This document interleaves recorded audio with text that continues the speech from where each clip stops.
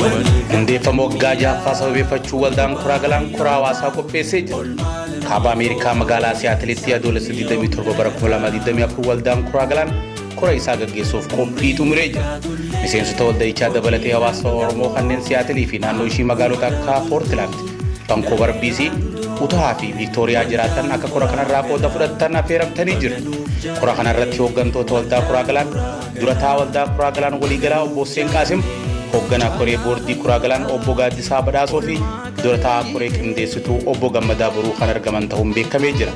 Keessummoonni kabajaa biyyootaa fi magaalota garaagaraa irraa kan hirmaatan dhugaa ta'u hayyuu seenaa obbo Naasir Kaliilii fi Bareentoo Gadaa biyya Awustiraaliyaa irraa koricha irratti kan argaman ta'uun beekamee jira. Kaayyoon korichaa waldaan kuraa galaan mala waggootan jaan dabran keessatti hojiilee hojjetaman gamaggamuu fi hojiilee fuulduraaf karoorfaman hojiirra oolchuuf akkasumas caaseffama kuraa galaan waggootan dabran irratti miseensota waliin marii gaggeessuufi. Kana malees koricha irratti qophiileen bashannansiisoon kanneen akka walaloo, sirbaa fi seenan sirna gadaa isiniif dhiyaatu.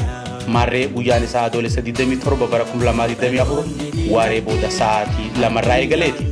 Odeeffannoo dabalataatiif lakkoofsa bilbilaa 2-6-7-7-9-4-3 yookaan 2-6-4-7-4-8 koree qindeessituu kora waldaa kuraa galaan magaalaa Siyaatil irraa.